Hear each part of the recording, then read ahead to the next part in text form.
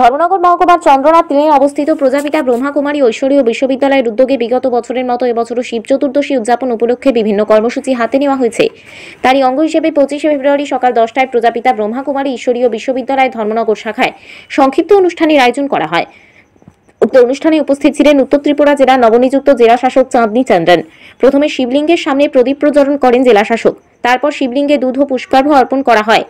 দুধ বেলপাতা ও পুষ্পার্ঘ্য শিবলিঙ্গে অর্পণ করেন ধর্মনগর শাখার শাখা সঞ্চারিকা বিকে মামনি। অনুষ্ঠানের শেষে শিব জয়ন্তী উপলক্ষে শান্তি শোভাযাত্রার সূচনা করেন জেলা শাসক চাঁদনী চন্দ্রন এবং উপস্থিত পুলিশ আধিকারিক। ধর্মনগর শাখার শাখা সঞ্চারিকা বিকে মামনির কাছ থেকে জানা যায়, এই শোভাযাত্রাটি ধর্মনগর থেকে পানিসাগর মহকুমা হয়ে পুনরায় ধর্মনগরে ফিরে আসবে। শোভাযাত্রার পথে শিব চতুর্দশীর মাহাত্ম্য প্রচার করা হবে বিভিন্ন স্থানে। কদমতলা থেকে ভানুচন্দ্রের রিপোর্ট, ত্রিপুরা পাইওনিয়ার।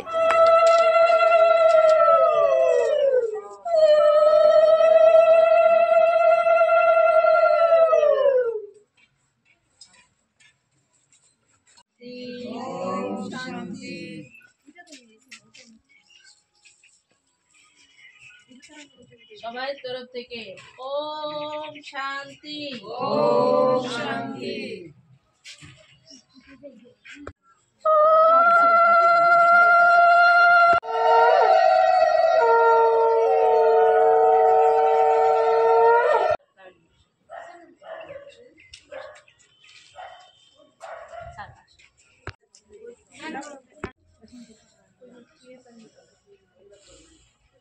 अच्छा अच्छा कैंडल लाइटिंग দুটো পিছনে ठीक है जनता तुम तुम्हें बसंगे दीदी कैंडल चल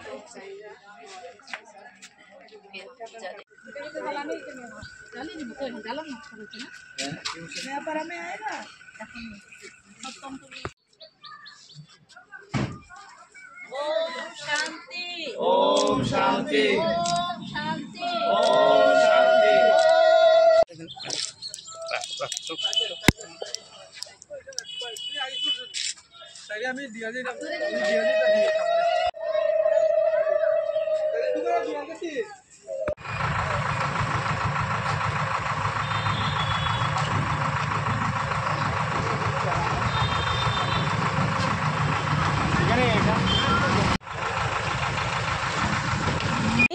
প্রজাপিতা ব্রহ্মাকুমারী ঈশ্বরীয় বিশ্ববিদ্যালয় পক্ষ থেকে দ্বাদশ জ্যোতির্লিঙ্গমের প্রতিমূর্তি নিয়ে এই শান্তি শোভাযাত্রা আমাদের রাজপথ ধরে এগিয়ে যাচ্ছে। পরমপিতা পরমাত্মার দিব্য অবতরণের সন্দেশ জন জনের কাছে পৌঁছে দেওয়ার এই র্যালির মধ্যে মানব কল্যাণের জন্য শান্তির বার্তা। আর আজ বিশেষ দিন, সমস্ত বিশ্ববাসী পরমাত্মাকে আহ্বান করে যাচ্ছে আর ভগবান এই ধরাতে অবতরণ হয়েছে, এই বার্তা সবার কাছে পৌঁছে দিচ্ছি। আগামীকালকেও আমাদের প্রোগ্রাম রয়েছে আর আমাদের এই প্রোগ্রামের মধ্যে 2 দিন ব্যাপী। আর এই যে র্যালি আজকে আমাদের পানিসাগর হয়ে ধর্মনগরে আবারও পরিক্রমা করে ধর্মনগরে বিকালবেলা আসবে, বিভিন্ন প্রান্তে প্রান্তে সেবা দিয়ে বিকালবেলা সমাপ্তি হবে।